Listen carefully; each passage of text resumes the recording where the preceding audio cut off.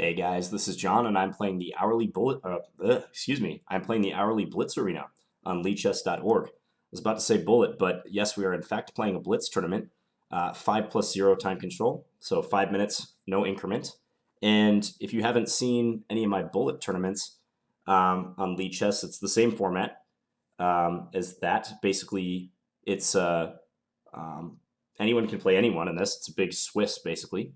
And the pairing algorithm is a little bit different from traditional tournaments. You can play the same person more than once, so it's not like a Swiss tournament. And it's a lot of fun. You just kind of go in, and as soon as games end, you get paired again. Our first opponent is Anonymous Enemy. I am thinking about using the berserk button quite a bit in this tournament, but we'll see whether I want to do that or not, because it's early on, and this guy is provisional. He doesn't have a rating. But basically, if you use the berserk button, you take away half your time to start, but you get one extra tournament point. So you're trying to rack up tournament points by doing this. Okay, I can take here. This wins a pawn for white. Bishop f5 was an instructive mistake. And now I can take on d5. His bishop is under attack. Now I go back to b3. I've had this position before. And he decides to play knight b6. So we have a little bit more time to think than usual. This will be nice because I'll be able to do running commentary. So I'm thinking about just capturing on b6, and after he takes with his knight, playing e3. Just kind of a safe line, but I think it's worth it just to get the queens off the board. Yeah, and probably e3 now. So we're up a pawn. My bishop can come to d2. This bishop might go to b5. I would have expected him to capture on b3 instead of playing knight d7 on move 9, because now we're perfectly happy with trades. I mean, any trade, I'm going to take with the king, because the king being in the center is not a bad idea, but basically any trade should be acceptable to us, really. Okay, this was something I didn't consider fully. I can give a check on b5, though. He is threatening rook c2, but if I give a check on b5 and then play rook hc1, I can look to simplify the position. I think it's good to play rook hc1. Very unlikely that other files will be open, so I think the rook stands a better chance of being able to be utilized on this wing. Let's go knight back to e1. I'm thinking about like swapping everything down the c file, but first I want to improve this knight. Okay, now I was thinking just bishop back to e2. Could go bishop d3 as well, but I think bishop back here is fine. There's quite a few players in this tournament. We'll get a good glimpse at the standings, perhaps, after this game is finished. This tournament's projected to last 50 minutes. So that's the tournament timer. It's longer than the bullet ones. Yeah, you see the tournament timer right here. So he attacks this pawn, but it is defended at the moment. I think just f3 is fine. Maybe f3, bishop d5, b3. Let's do that. Then b3, we cover the c4 square in preparation for e4. Okay, so he brings the bishop to c6 instead. I think just b3 now is fine. This helps take away squares from the knight, so no knight jumping into a4 or c4. Now let's bring this up. So this is the main reason I played knight e1, is I want to get the knight to the d3 square. It's pretty strong here, and it can jump to a variety of places, especially c5. I probably wouldn't want to move it right away, though, with my king on d2, because if I do, he can play e5.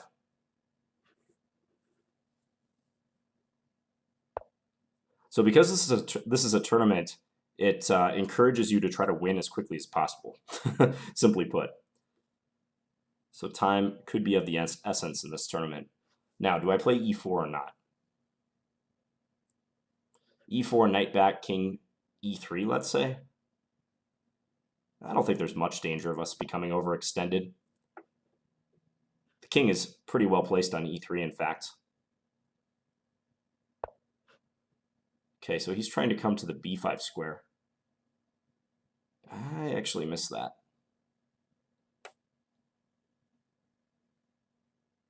What can I do about that? Yeah, I underestimated that move. Well, I didn't underestimate it, I just missed it. Okay, so if rook c4, bishop b5 is the issue, I believe.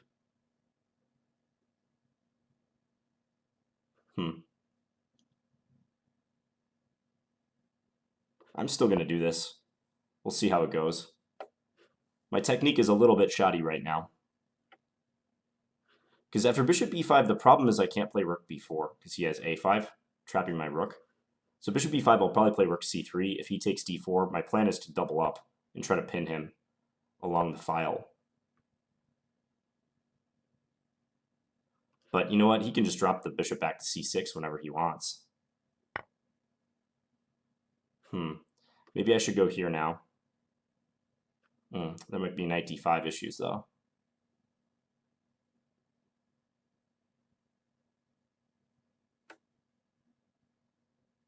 Okay, let's double up first. I'm gonna have to play a little bit quicker. Bishop c6, though. That's annoying. If bishop c6, I'll play either a4 to stop knight b5, or I'll play king e3.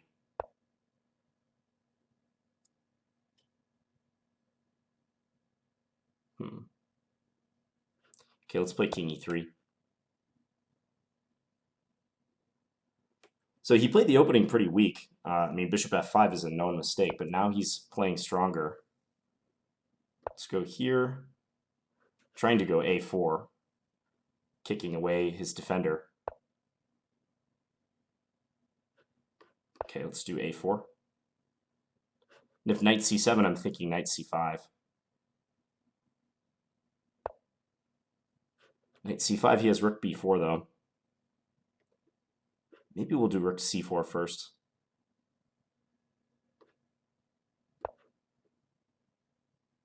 I could think about sacking the exchange on c6, but it's not sound, I don't think. Because I would sack and he'd play king d7.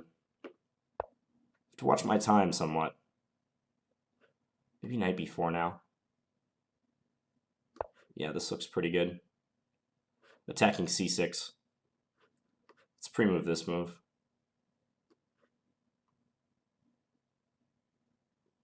He can trade and then play rook d6, though. He's not losing anything. He's under a smidgen of pressure at that point, but he's not dropping material, at least. Go figure, I got paired with a pretty strong provisional player in the first game.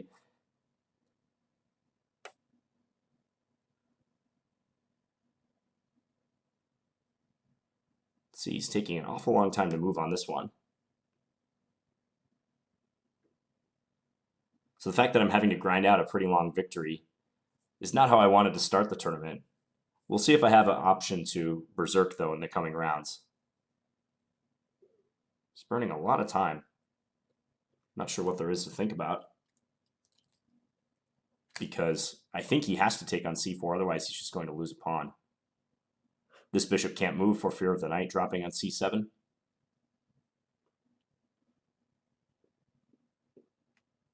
So I'm kind of confused. Okay, so he does that. I guess I'm just going to take. Let's take here. If king d7, I'm thinking rook b6. That stops rook b4, and it also threatens to take his pawn. If a5, I'm thinking bishop c4. Let's go here now. If he takes, I get to take with my bishop on a6. Okay, so now this is looking good. Ah, that move. Can he really do that? That's annoying if so. Huh. So take, king d3, king c6, king here, king here. I might be able to out-tempo him, but not quite.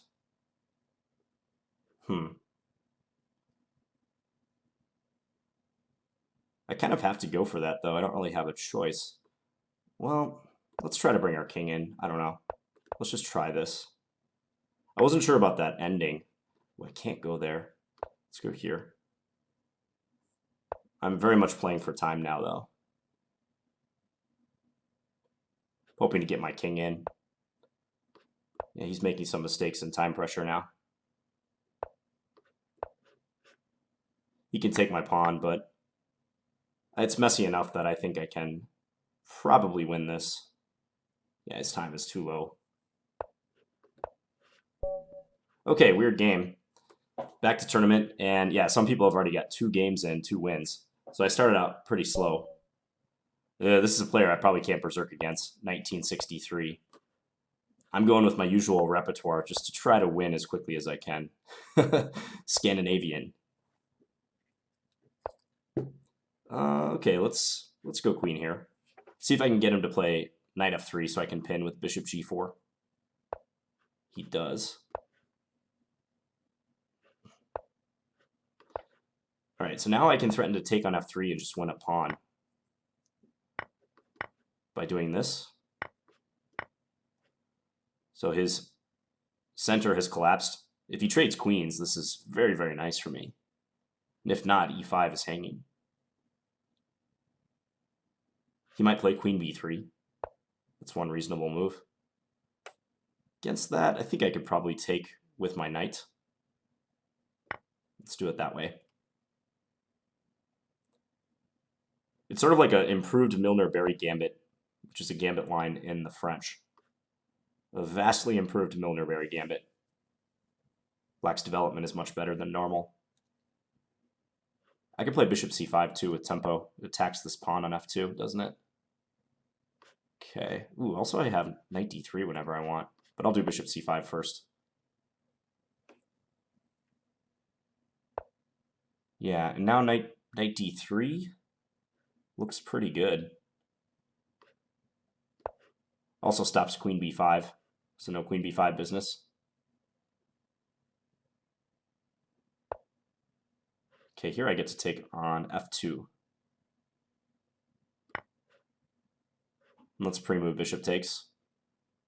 So I'm going to win his rook.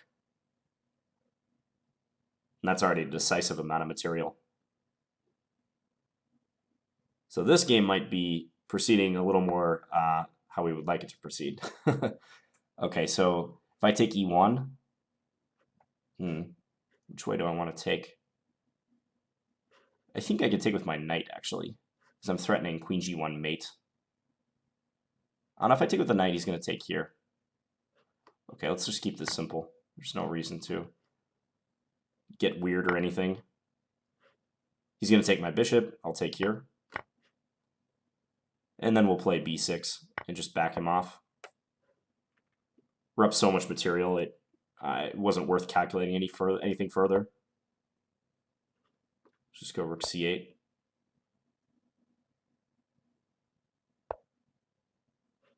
And I think I'll just play knight d7. Maybe f6 and e5 to come. He'll probably move his rook like rook e1. I can just castle then. Okay, we'll do this. Seems to me like starting off strong in this tournament would be more important than the bullet tournaments, because here, if you notice that you're trailing in the tournament late, you might not have time to come back. So, okay, let's do this, forking these 2 pieces. Also, attacks this pawn on h4. So it does seem to be a little more important here to get off to a good start. So you just might not have time to recover later if you're down in points. Okay, let's bring this back. If knight a6, I can go rook c2 and pin. Prepare to double. See, this is a slightly annoying situation because clearly black is winning, but it might take me another couple minutes to win this, because he's just, continuing as if this is normal. So I'm threatening rook c2 as a simplifying measure. Bishop e3 would stop that, although actually bishop e3 wouldn't work. So more simplifications. Let's just push our excess pawns outside past pawn. He can't handle all these pawns. His knight is also basically trapped. You can go to b8, I suppose. It's probably the only reasonable thing for him to do. Now I can give this check and simplify.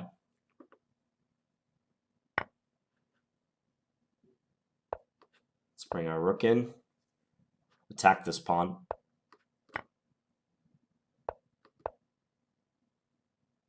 It's sort of strategic too, especially in the later stages. It's like, do you waste time like playing out a position that might be losing, or do you just resign and try to gain more points by going on to the next game? I'm not experienced enough in these tournaments to know. And frankly, most of the time I've just been winning games, so it hasn't mattered too much. Okay, so next game is going to start my doubling streak. Looks like someone's played 3 games. Mastermind.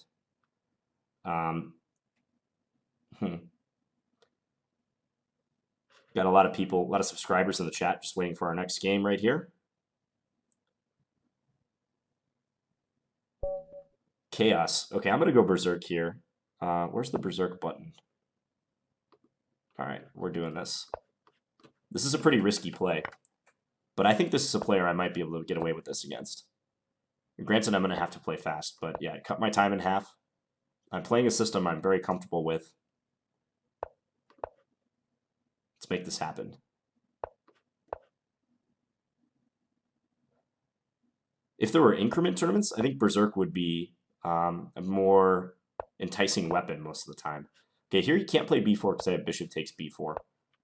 That's a known trap. So I plan to go bishop d6 next move and attack that pawn on h2. Okay, bishop d6, and I'll probably castle queenside just to make this double-edged. Okay, that's a loss of a pawn.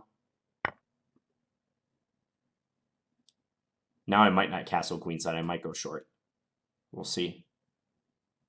Because I'm up a pawn, so I may take less risks to make it sharp and make it like an opposite side castling affair. I feel like he might want that. Because if you're down in material, I think you're kind of happy when your opponent agrees to play a bit sharper. You can play b5 here, but I could just push past with c5. That would be fine. I'm up 2 pawns now.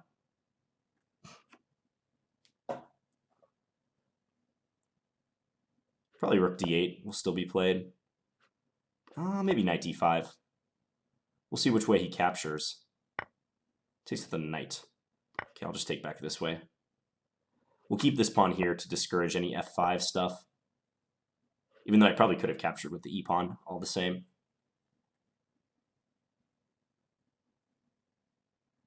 Maybe I'll play a5 or b6 just to rule out any bishop takes a7 ideas. Okay, let's just continue offering trades. Time-wise, we've caught up a little bit. Let's just go h6. This is solid. I think next I'll probably take on e5 and then take on c1 and play rook c8. Just continue swapping. Okay, he doesn't want that though. See if he trades. If he puts like his queen on b2 or c3 sometime soon, I can always play bishop f8 if I want to defend. So I think he's going to play queen b2 and go for the cheapo mate threat. So let's defend against that. I think queen into c4 would be good. All right, let's trade. Play f6. So up 2 pawns in the endgame, we should for sure be able to win this. It's just going to be a matter of organizing our pieces correctly. I want to carry out the e5 break, but first things first, I need to defend d5. If he goes h5, I'll just play bishop f7, and e5 is on the horizon. Yeah, so this pawn advance is coming. Okay, so he's going to do this. And now maybe I'll go e4 and play bishop d4. I think I like the look of that. Yeah, let's do it that way. Tough call to which pawn to advance. I mean, you could make a case for both of them. but this one somehow feels right. When I go bishop b4, I'm able to maybe even come in with my bishop to b2. So next step will be protecting this pawn with my light square bishop, so maybe maneuvering it to, let's say, c6, so I can play d4 check. And I don't think he has enough resources in order to create like a fortress, let's say, like blockade me on the dark squares so I can't push d4. If this were one pawn, maybe, but two pawns is a stretch. Yeah, like now d4 is coming pretty much no matter what next move.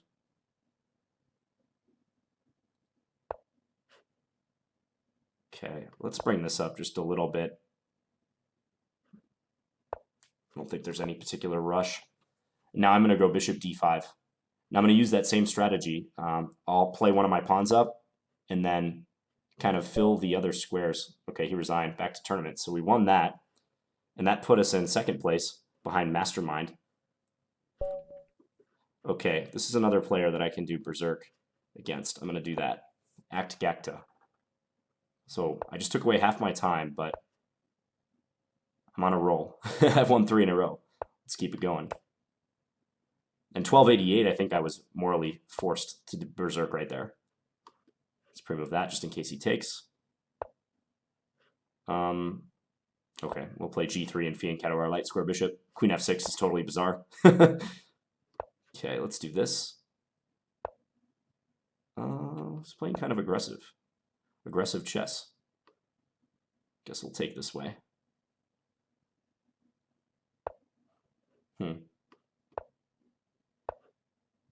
Okay, well now I can take and then play knight b5.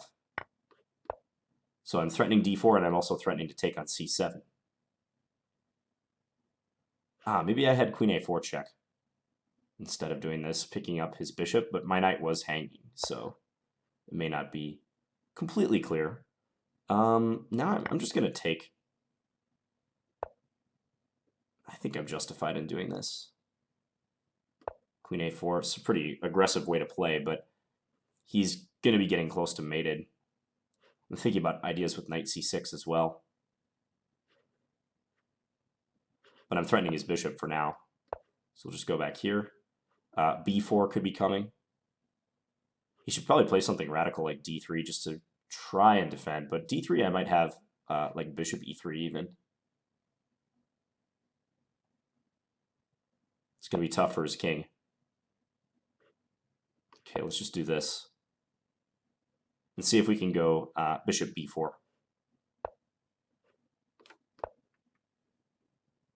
If bishop b6, then I have bishop a5. And I can insist on a trade. He can maybe bring his knight back to c8 to cover the a7 square, but it's not going to help too much. Okay, let's give a check. Now after that, do I take on c5 or do I go check? Let's take on c5. I'm threatening queen takes c7 mate.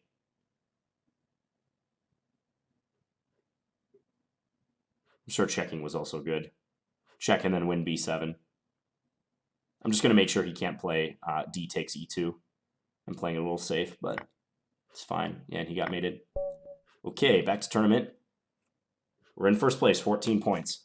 So I have to be judicial about when I use that berserk. Mastermind just lost a game. That's very convenient for us. And Abstract Mind is in third place. So, anonymous enemy said GG.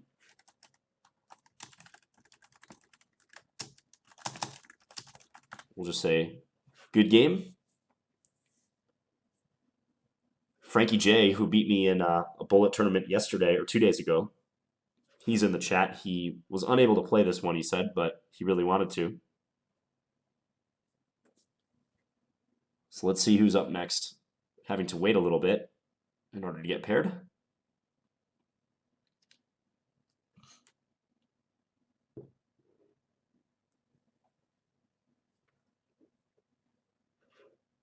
Just having a look at the other games in progress at the moment. So we have 52 players in this tournament. Kate. Do I berserk this game? I'm going to do it. Oh, wait. I meant to berserk, but I wasn't able to do it. Okay. The The button isn't very conspicuous. I feel like it should be like bigger and more colorful, the berserk button. So I really feel like powerful when I click on it. So I might be sacrificing at one point, but I gain some security in the time situation. I won't be down on time for the entire game. This is mainline. Queen e2 is played often, so is knight d5. Knight d5 is the, at present, principal try against the Scandinavian for an advantage for white. That move I don't think is so good, so I just get to pin him. Honestly, his best move is just bishop d2 right away. Just go immediately backwards. Admit his mistake, and he did play it. Because if queen d2, I would have had knight e4. So at least this way he avoided immediate disaster. And he did win the bishop pair, but that's not uncommon in the Scandinavian. Let's just castle short. Let's see how this goes. Thought about castling long, but I don't think it was necessary. All right, let's just trade and play rook a d8, hunting his queen. He needs to move this bishop and then probably push the pawn up to c4. It's usually a good policy. Now, these types of positions, it always becomes important what to do. What about knight c5? Let's do that. So he's pinned. If he takes, he loses his queen. And if he moves his queen, my idea was to go knight here. I could also play knight d5 if I want. Let's go knight here. I'm attacking his bishop.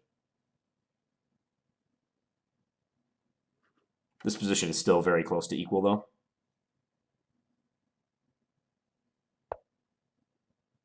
Okay, so I can take his knight or his bishop. Knight d5 would lose a piece, so we're not going to play that move. You know what I'm going to do? I'm going to keep both my knights. I think taking his bishop would do him a favor somewhat, because his bishop is not a good piece on this square. So I'm going to do this, and then play knight f5 and get this attacking d4 as well. He might offer a queen trade, queen e5. He does. If queen b6, I run into bishop a5, so that would not be good. I'm thinking I'm just going to drop my queen back. It looks like I'm playing a little passively, but I'm trying to tempo his queen several times. Like now I can go rook d5 and keep pieces to fire at his d-pawn. Oh, and by the way, I started this tournament at 1500 rated, so you guys can watch my rating, hopefully, as it goes up. I'm at 1992 right now. Okay, so g5. g5 is kind of aggressive. Let's just double up. Attack his pawn many times. He might go knight b3 to defend it. He does not. He prefers this move. Okay, now we're going to hit this pawn with everything we've got. We're tripling up on it. I think he'll just lose this pawn now, unless he comes up with some trick to hold it. Yeah, so now if I take, he takes, rook takes. Yeah, I'm going to get the file too at the end, so let's do this. Mass exchanges. Looks like he is going to trade everything off, and he'll probably play rook e2 at the end to cover that second rank, because otherwise rook d2 is very strong. And after rook e2, I think I'll play g5. Ooh, he's letting me into the second rank. That's not a good idea for him. Yeah, this is much too passive. Now let's just play g5. I'm going to bring my king up now. If he goes king e1, I can play rook c2. It is okay to do this, because if the king comes closer, I can take his f-pawn. Otherwise, he can't exactly move. I might even play... I'm going to play my b-pawn up, just because. I'm going to try to go a5, a4. And really take it to him in the restriction category. So here you can give a check, but it won't matter much. So as soon as I move my king, he pretty much has to go back. He can play rook e2, but that's a losing endgame. And if rook b1, I have king f3. My king's a little precarious on f4, but I don't see any mating nets he can conjure up. Yeah, see, this endgame is going to be losing for him. Simply f5.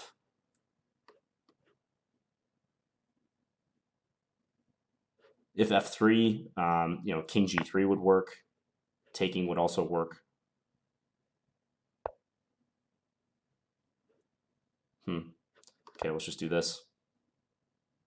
He's going to run out of squares soon, too. See, now he's going to get outflanked. If king e2, king g3. Now I win his f-pawn. So it looks like I'm still leading according to the tournament point tally, the standings. That's the word I was looking for. In retrospect, it probably would have been a good idea to go berserk in this game. I only used about 3 minutes. But hey, hindsight is 20/20, right? I hope he doesn't time down.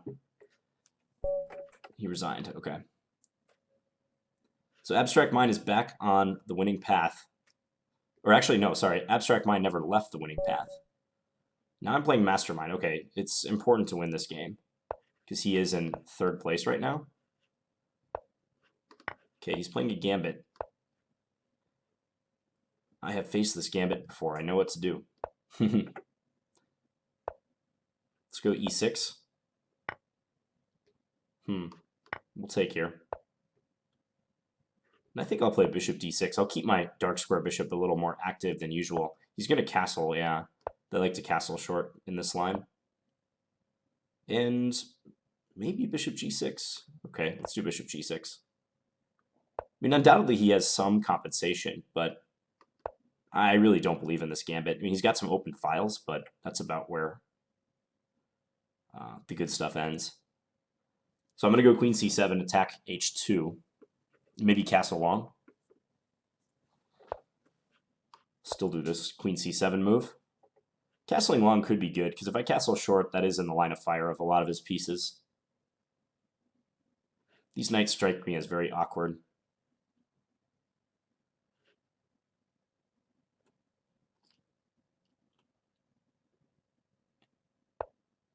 Bishop d3, huh? Yeah, let's castle long. I might go e5 soon and open the center if I'm able. Let's do that. With his queen sitting on d1, any opening of the d file entails more risk for him than me. Note that if knight f5, I have e4 forking the bishop in the knight.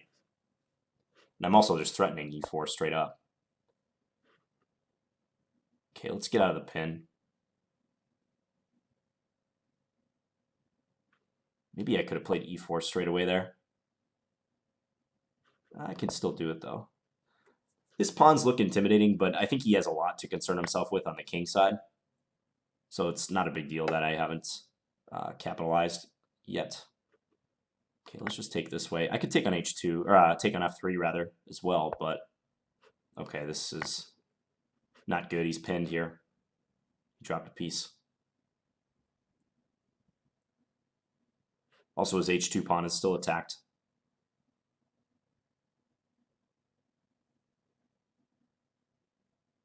So as I say, the rest should be a matter of technique.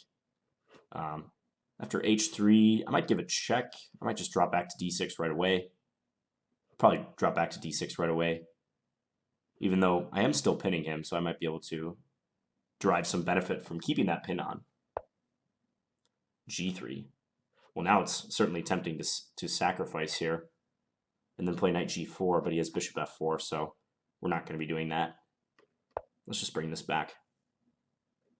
If b5, I can go c5. Just shut everything down. I'll keep in mind bishop takes g3, though. It might be good soon. Let's play knight d5, attack this bishop. If bishop d2, e3 is undoubtedly a good idea. All right, so if I take, not doing much. Let's just continue pressing on the king side.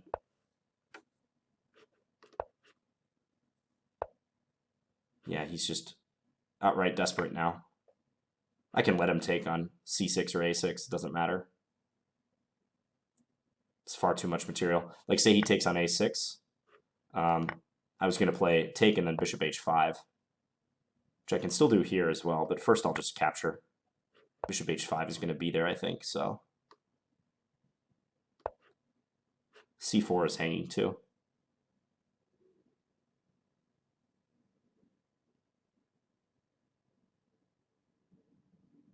Maybe his knight coming to b6 is a little annoying, but that's about it. Let's just give this check. Now I can take. Yeah, because I'm opening up a double attack on his knight. Still in the lead, and it's looking like this game will end soon, netting me 4 points. Okay, now I have this check. And very soon it'll be mate, I would assume. I'll take it this way.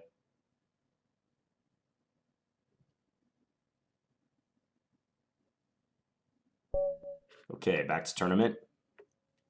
22 points to Abstract Minds 21. Maybe I'll play him soon, but he's probably playing. He actually just went berserk in a game. And the Experiment is playing as well. So he's 2270 and has 16 points. He lost his first game, or maybe that was, I don't know if he joined late or what. I don't think I have to berserk yet. I'm not going to do it against this player.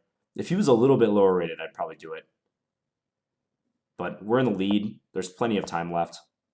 Well, not plenty, but there's a decent amount of time left. Probably for at least 2 games, maybe even 3. If it gets down to it, I'll consider it.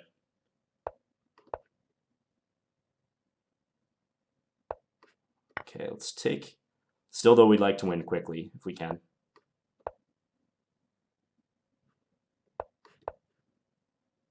So queen e2 maybe to come. Yeah, let's go queen e2. And if he takes, I think rook d1 will be the move. Let's go rook d1 anyways.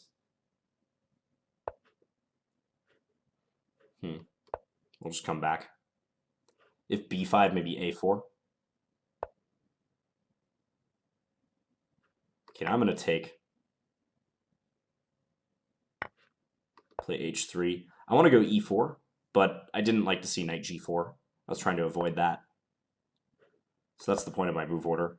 Because now I can bring the bishop out to g5. And put a rook on c1, I hope. And maybe even knight d5 will be on the table at that point.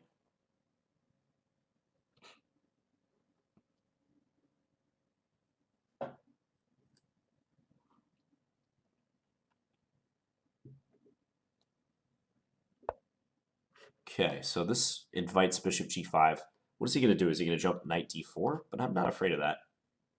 He weakens his d5 square quite a bit by playing e5. I don't think that's smart for him. Because now I'm simply threatening to take and jump my knight into d5. Or knight d5 immediately if I so choose. Yeah, I can take.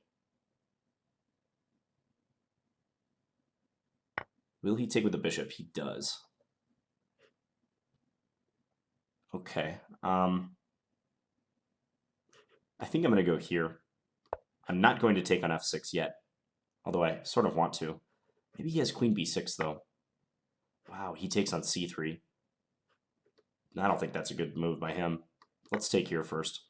He's pinned, so I can recapture whenever I want.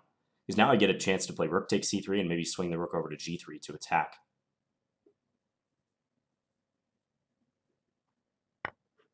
Okay, so we'll do this. Curious where he'll put the queen. I'm guessing e7. Because he needs some defenders around his king. You know, I might not swing the rook over, though. If I decide he's too solid, like say queen e7, rook g3, king h8, I mean, I can't easily connect with like a, I don't know. Well, now I think I can. I think this is a good idea now.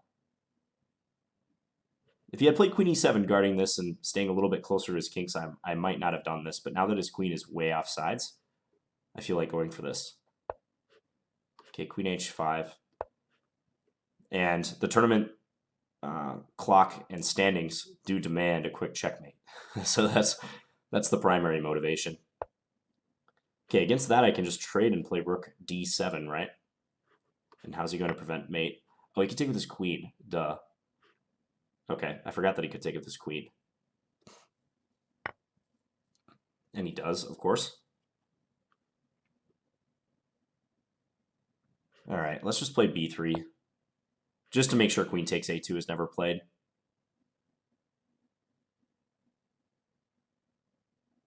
I'm slightly embarrassed that I missed that he could take with his queen. I guess I was wishful thinking. I was hoping he wouldn't. All right, let's go here. And maybe look to invade with rook d6. He can play rook g6, but I think rook d6 is still strong. Now we come in. If queen e7, rook d7 is playable.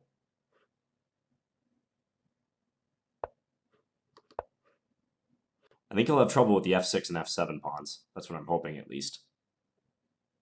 Because now queen e6, I get to go in with this one. So rook 1 to d6. I don't want to give him a chance to play rook 8 to g8 quickly and attack the g2 pawn. Okay, I get to do this now. Do I want to play that? He's going to go rook g6 if I do that. I better bring in with this one. I think that's a stronger move. Because now if rook g6, f7 is a little more tender. He has queen g7 coming, though. Aha, he does not, though, because if queen g7, I can check on the back rank, winning his queen. So now rook takes f6 is the threat. I think I'm winning a pawn. If queen h6, I can at the very least take on f7.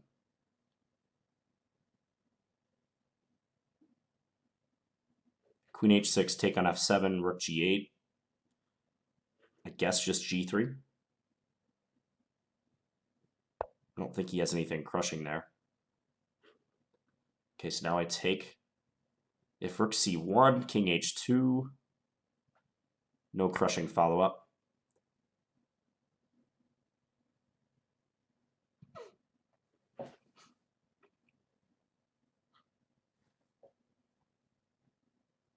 Eight minutes on the tournament clock. I don't see any change in the standings. I think they auto-update, though. So that should be an accurate depiction of the standings, but it might not be.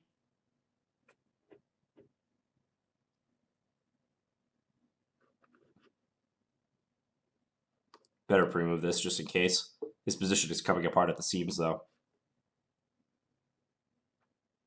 That bishop takes c3 move was suspect for him.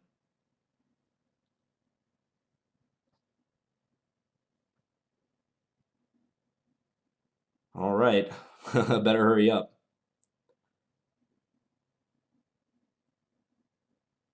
I want to get another game in. Because if I don't, Abstract Mind might overtake me.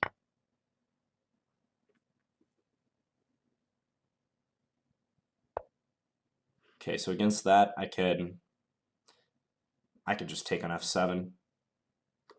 Let's do that. Pre-move this. He can give a check on c1. I'll play king h2 if he does that. Okay, he goes in right away. Let's do this.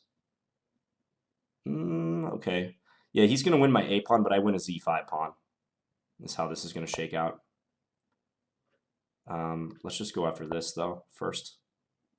First and foremost. So he'll play rook c2, rook c3, or rook b2. He takes b3, and I get to play rook b6.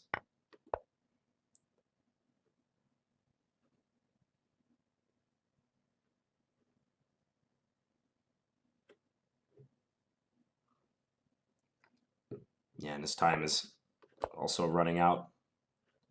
I'm going to very quickly go back to tournament after I win this game. Back to tournament. Oh no, Abstract Mind went ahead of me. And we never played. We still might not play. There's 6 minutes left, but... Alright, so I gotta go berserk next game, and I gotta win it. We'll see if it pairs me. Abstract Mind just got a game, and he's playing at 1400. Ugh, that does not bode well for us.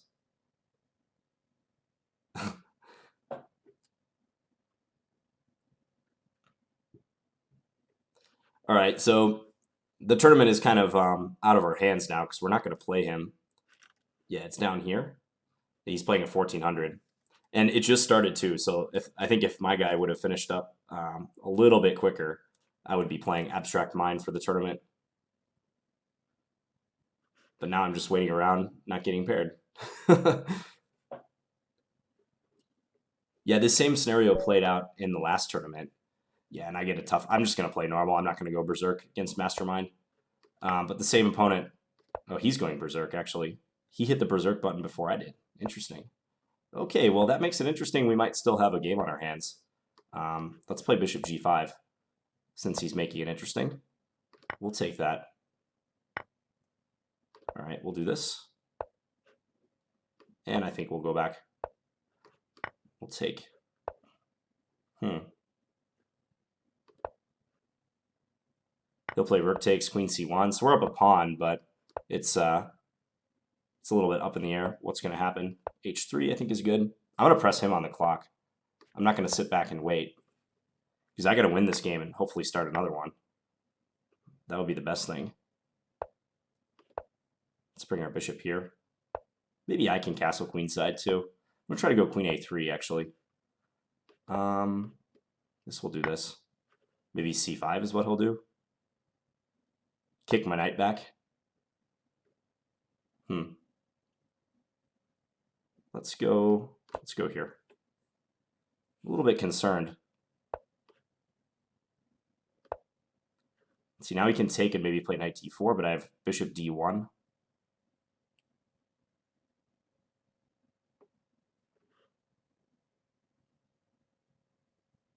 I can't castle, which is unfortunate. Yeah, I gotta watch out now. Better go rook d1 just for protection. And maybe move my king. Yeah, let's do that. Try to hide on the queen side. I'm up a pawn, but it's a little dicey. Really.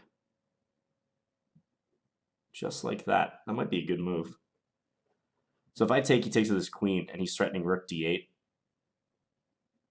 And other stuff too, like just taking on f3. Huh. And I can't really decline it, can I?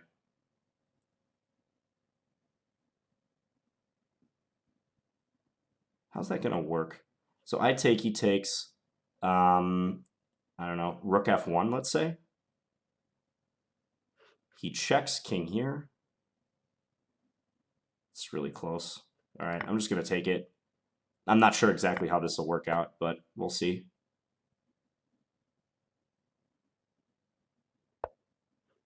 So I got to run here now. Got to do this. It might be like a draw now. Hold on. So if I play bishop f1, he gives a check.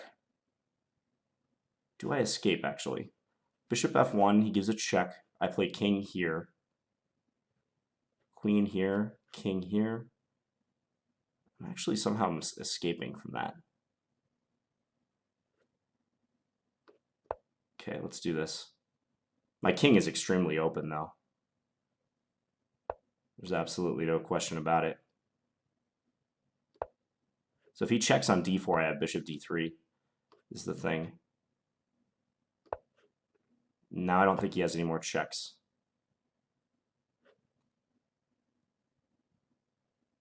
He's threatening queen e1 mate. So rook f1?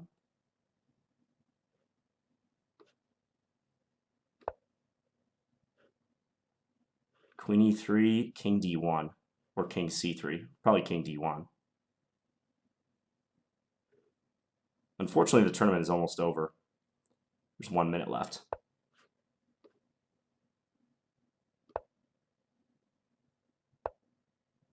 Okay, now I can play queen a4, I'm thinking. Ooh. He has a check on a1, but king d2.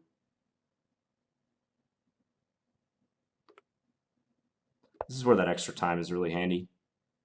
It's queen a1, king d2, I escape. I'm threatening his queen, and I'm also threatening mate. Yeah, this time is just great now. He has almost exactly the same amount of time as the tournament clock. That's probably a good move. Let's go here just for protection. He can go check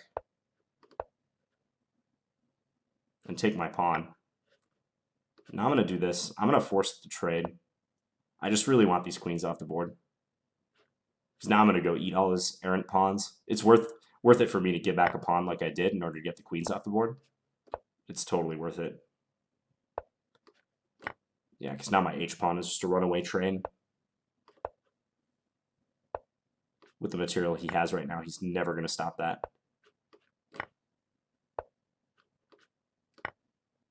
Unfortunately, I can't win fast enough that it's going to matter for the tournament standings. But we will have the moral, I don't know, the moral plus of doing this the right way. Trying to go rook h7.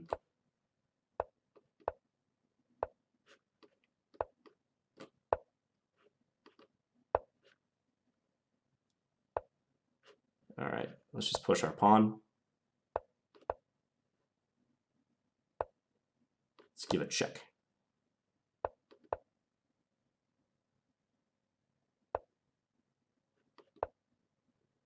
He can go rook h5, but it scarcely matters. Okay, back to tournament. I think it's over, though. Yeah, Abstract Mind won. He won all his games. Also, he played 2 more games than I did.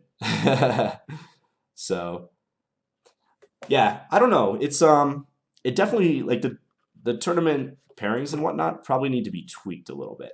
And maybe the way the points are awarded, too. Because, as you can see, like, he got a really easy game in the last round, and I got a really tough one. But again, that was just random. It wasn't, like, his fault or anything. So, nevertheless, we were able to get a bunch of games in a short period of time. That was fun, though. You could see, compared to the bullet tournaments, like sometimes in the bullet tournaments, I was racking up like one tournament, I got like 70 points or something like that.